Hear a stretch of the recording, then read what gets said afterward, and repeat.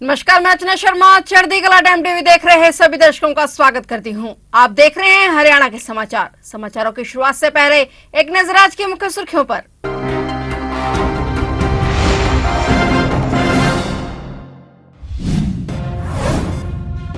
हुड्डा के करीबी रावदान सिंह की आवाज पर ईडी की दस्तक, कई ठिकानों पर की छापेमारी। 1392 करोड़ के बैंक घोटाले से जुड़े मामले में हुई रेड।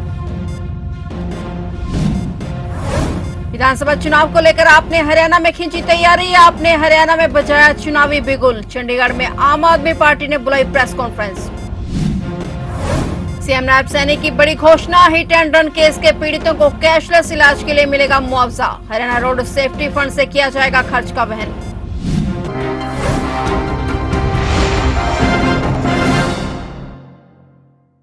और अब समाचार विस्तार से। हरियाणा में ईडी की दस्तक ने खलबली मचा दी है। हरियाणा में सियासी क्राइसिस के बीच आज एक बार फिर से प्रवर्तन निदेशालय की टीम ने दस्तक दी है। भिवानी महेंद्रगढ़ लोकसभा सीट से कांग्रेस प्रत्याशी रहे रावदान सिंह के घर पर ईडी की रेड पड़ी है। रावदान सिंह महेंद्रगढ़ शहर से विधायक और पूर्व सीएम और नेता विपक्ष भूपेंद्र सिंह हुड्डा के करीबी माने जाते हैं। बताया जा रहा है कि यह रेड रावदान सिंह की कोठी, फार्म हाउस और उसके भाई के मकान पर महेंद्रगढ़ में हुई है, जबकि गुड़गांव में भी उनके निवास पर ईडी की रेड बताई जा रही है। कुल मिलाकर 15 ठिकानों पर ईडी ने रेड मारी है। सूत्रों के हवाले से खबर सामने है कि लगभग 1,00,000 करोड़ के कागजात मिले हैं और घर के बाहर सुरक्षाकर्मी तैनात रहे और अंदर टीम रिकॉर्ड खंगाल रही थी। बताया जा रहा है कि यह कार्रवाई करीब 1392 करोड़ के बैंक घोटाले से जुड़े मामले में दिल्ली, झारखंड और हरियाणा के कुल 15 जगहों पर की गई। अक्टूबर में हरियाणा में विधानसभा चुनाव होने हैं। ऐसे में प्रदेश में सभी पार्टियों ने अपनी कमर कस ली है। इस बीच आम आदमी पार्टी ने भी विधानसभा चुनाव को लेकर हरियाणा में चुनावी बिगुल बजा दिया है। इसी के तहत आज आम आदमी पार्टी ने चंडीगढ़ में एक अहम प्रेस कॉन्फ्रेंस बुलाई, जिसमें आप पार्टी के कई बड़े नेता शामिल हुए।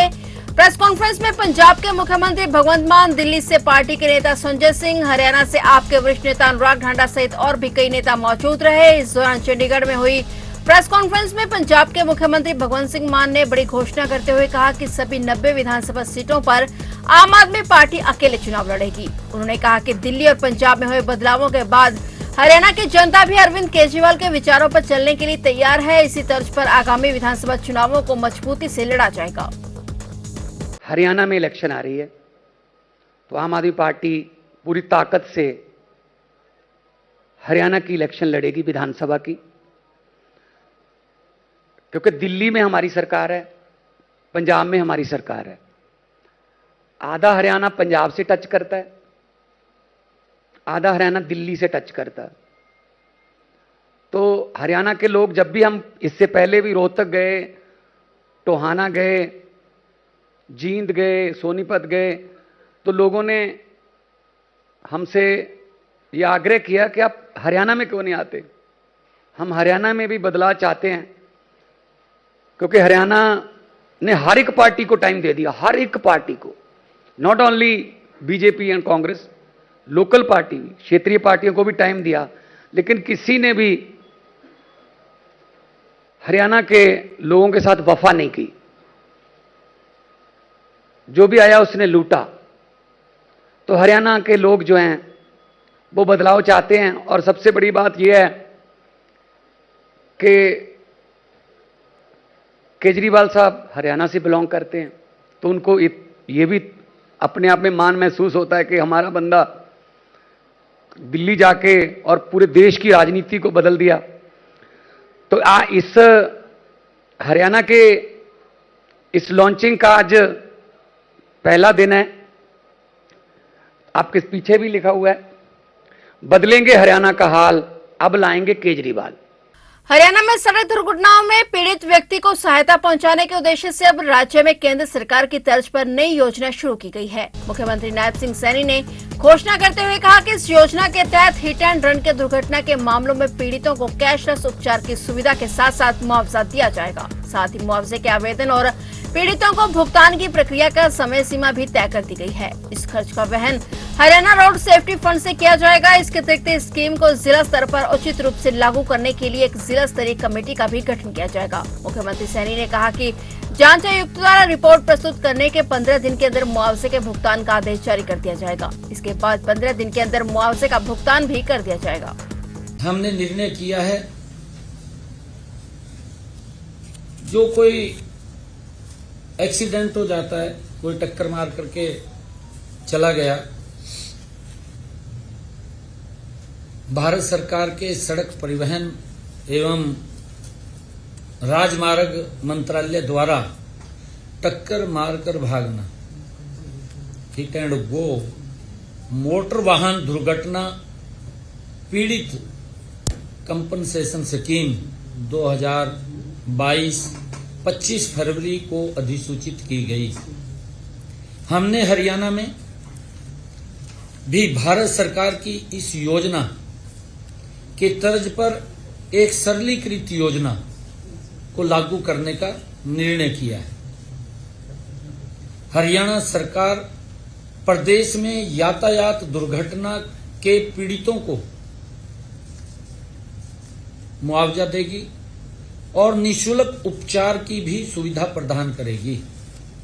हमने इसको 112 के साथ जोड़ करके कोई एक्सीडेंट हो जाता है, किसी भी हॉस्पिटल के अंदर वो उसको पहुंचाएंगे। कई बार जब पेशेंट वहां जाता था, ये सोचते रहते थे कि इसका पैसा कौन देगा, कौन नहीं देगा। अगर किसी का दुर्घटनावश कोई दुर्घटना हो जाती है, एक्सीडेंट हो जाता है, तो उसको नियरेस्ट, चाहे वो प्राइवेट हॉस्पिटल है, चाहे वो सरकारी हॉस्पिटल है, उसको तुरंत वहां पहुंचाएंगे और उसका सारा खर्चा वो सरकार वहन करेगी। ये निर्णय हमने किया है और ये सारा का सारा खर्चा ये जो वहन होगा, ये हरियाणा रोड सेफ्टी फंड से किया जाएगा।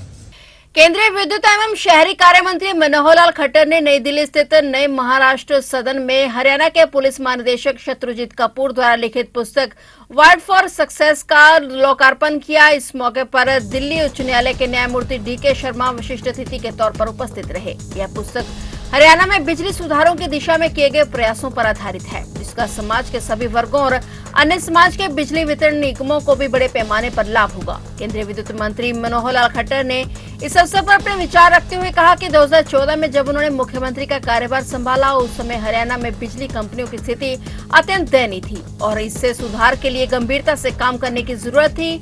उन्होंने बताया कि हरियाणा में बिजली कंपनियों को घाटे से उभारने और मुनाफे में लाने के लिए 2016 में उदय योजना के तहत व्यापक सुधार के कदम उठाए गए। इस दिशा में राज्य के वरिष्ठ अधिकारी शत्रुजीत कपूर को अहम जिम्मेदारी सौंपी गई। उनके कुशल नेतृत्व में हरियाणा की दोनों बिजली कंपनियों ने निर्धारित लक्ष्य से 2 वर्ष पहले ही लाभ अर्जित कर लिया। पुलिस महानिदेशक शत्रुजीत कपूर ने कहा कि मनोहर लाल के नेतृत्व में हरियाणा बिजली निगमों को न केवल सफलता की नई ऊंचाइयां मिली, बल्कि लाइन लॉसेज में रिकॉर्ड कमी दर्ज की गई, जिसके परिणाम स्वरूप दोनों वितरण कंपनियां मुनाफे में आ गई हैं। इस उपलब्धि ने अन्य राज्यों के लिए भी एक उदाहरण प्रस्तुत किया है। सैनी सरकार के अफसरों से खफा चल रहे निर्दलीय विधायक नैनपाल रावत आखिरकार मुख्यमंत्री के हस्तक्षेप के बाद मान गए हैं। यह बातचीत स्पीकर ज्ञानचंद गुप्ता की मौजूदगी में हुई। मुख्यमंत्री नायब सिंह सैनी से मुलाकात के बाद नैनपाल रावत ने कहा कि उनकी सरकार से कोई नाराजगी नहीं थी। मैं शुरू से बीजेपी के साथ खड़ा हूं, आखिर तक मेरा बीजेपी को समर्थन रहेगा, बल्कि अधिकारियों की कार्यप्रणाली से उन्हें परेशानी थी। सीएम ने आश्वासन दिया कि वह इस मामले को निजी तौर पर देखेंगे और अधिकारियों से जवाब लेंगे। रावत ने कहा कि वह मजबूती से सरकार के साथ खड़े हैं। बता दें कि पृथला से निर्दलीय विधायक नैनपाल रावत की नाराजगी की खबरें सामने आई थी कि वे सरकार से नाराज हैं और जल्द बड़ा फैसला ले सकते हैं। इसे भाजपा सरकार ने समय की नजाकत को देखते हुए रावत को मना लिया है। अंबाला में किसान और प्रशासन के बीच सहमति बन गई है। किसान निर्धारित रूप से शंभू बॉर्डर जाकर नवदीप का सम्मान समारोह मनाएंगे और उन्होंने कहा कि फिर शंभू बॉर्डर से आगे की रणनीति बनाई जाएगी। वहीं आज सुबह से डिटेन हुए किसानों को भी अंबाला पुलिस ने छोड़ दिया है।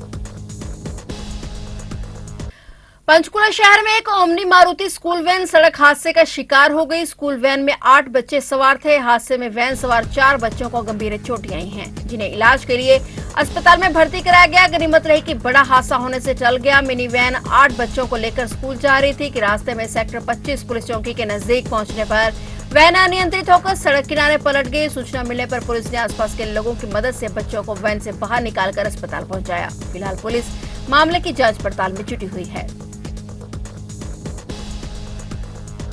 सेक्टर 25 पंचकुला से एक स्कूल वैन बच्चों को, जिसमें करीब 8 बच्चे थे, लेकर भवन पब्लिक स्कूल में जा रही थी। बरसात का मौसम था और ड्राइवर से अनबैलेंस हो गई गाड़ी और वो वैन पलट गई, जिससे बच्चों को चोटें आई थी, जिनको तुरंत PHC सेक्टर 25 पंचकुला में पहुंचाया गया। और कुछ बच्चों के वजह से भी हमने स्टिचिंग वगैरह करवाई। सभी बच्चे स्कूल अपने घर चले गए। मामूली चोटें जिन बच्चों को आई थी उनका ट्रीटमेंट करवा दिया गया। बाकी हम जांच कर रहे हैं कि किस प्रकार से बढ़ती है। सर कितने बच्चे थे और कितनी उम्र के बच्चे थे? बच्चे ये 11-12 साल के लगभग के बच्चे थे। नवीन जयहिंद ने यमुनानगर में प्रेस कॉन्फ्रेंस के दौरान राज्यसभा चुनाव को लेकर अपनी दावेदारी पेश की है और कहा कि विपक्ष के पास कोई उम्मीदवार नहीं है। उनकी माने तो भूपेंद्र सिंह हुड्डा दुष्यंत की तरफ देख रहे हैं और दुष्यंत और अजय चौटाला खामोश बैठे हुए हैं। शायद ईडी और सीबीआई के डर से कोई मैदान में नहीं उतर रहा है। नवीन जयहिंद ने ये भी कहा कि वे तंबू में रहते हैं, इसलिए उन्हें किसी का डर नहीं है। उन्होंने ये भी कहा कि उन्हें जनता ने राज्यसभा चुनाव लड़ने के लिए प्रेरित किया है। आए हैं हमें मुख्य रूप से आपको बताएं कि राज्यसभा का चुनाव है और विपक्ष के लोग ये कह रहे हैं कि हमारे पास कोई कैंडिडेट नहीं है, तो उनके लिए जनता से हमने पूछा कि भाई कैंडिडेट नहीं है तो क्या करें, तो लोग बोले भाई आप लोग चुनाव लड़ो, क्योंकि हो सकता है कि ईडी सीबीआई से डरते हो कोई भी लोग राज्यसभा में चुनाव ना लड़ना चाहता हो। तो मैं तो तंबू में रहता हूँ जी, मैंने सोचा मैं कहा भाई मैं लड़ लूँगा, लोगों ने कहा तो अब जैसे ही हमने उम्मीदवारी तय करी तभी से अजय चौटाला साहब कह रहे हैं भाई उसके पास तो कुछ है नहीं, बेचारा है। दुष्यंत चौटाला कह रहे हैं कि भाई हम विचार करेंगे। भूपेंद्र हुड्डा जी कह रहे हैं कि भाई पहले जेजेपी के लिए आओ। तो सवाल ये है कि जब आपके पास कोई उम्मीदवार ही नहीं है, अगर कोई उम्मीदवार आता है, मतलब आपके पास दंगल में लड़ने के लिए कोई पहलवान नहीं है, तो अब कोई पहलवान आ गया या तो उस पहलवान में कमी बता दो। उम्मीदवार इसलिए हैं हम राज्यसभा सांसद के लिए कि पिछले 10 साल में लगभग 10 ही हो जाएंगे मान लो, सबसे ज़्यादा कोर्ट केस मेरे ऊपर है, सबसे ज़्यादा तारीखें मैं भुगतता हूँ, सबसे ज़्यादा आंदोलन हमने किए हैं, तो इसलिए दावेदारी दिखा रहे हैं। कालका शहर में किसी प्रकार की कोई आपराधिक घटना न हो, कोई शरारती तत्व किसी प्रकार की शरारत न करे, इसलिए उनको पकड़ने के लिए और आपराधिक घटनाओं पर अंकुश लगाने के लिए उच्च अधिकारियों के आदेशानुसार व्हीकल चेक किए जा रहे हैं। SHO हरिराम ने बताया कि साथ ही triple riding, without number plate, गाड़ी चलाते हुए मोबाइल का इस्तेमाल करने वालों के चालान काटे गए। 21 व्हीकल्स को इंपाउंड किया गया, वहीं 9 के चालान काटे गए। उन्होंने कहा कि पुलिस आपराधिक घटनाओं पर अंकुश लगाने के लिए हर समय तैनात खड़ी है। शहर के अंदर किसी प्रकार की कोई आपराधिक घटना ना हो, कोई शरारती तत्व किसी प्रकार की शरारत ना करे, इसलिए उनको पकड़ने के लिए व आपराधिक घटनाओं पर अंकुश लगाने के लिए अफसरान वाला के आदेश अनुसार आज ये स्पेशल व्हीकल चेकिंग की जा रही है। चलान किस चीज़ से करे जा रहे हैं? इसमें triple rider, without number, mobile views और इस तरह के जो शरारती तत्व दिखाई दें उनको चेक किया जा रहा है। फिलहाल हरियाणा के समाचारों में इतना ही और नए समाचारों के साथ फिर से हाजिर होंगे। तब तक के लिए देखते रहिए चढ़ती कला टाइम टीवी।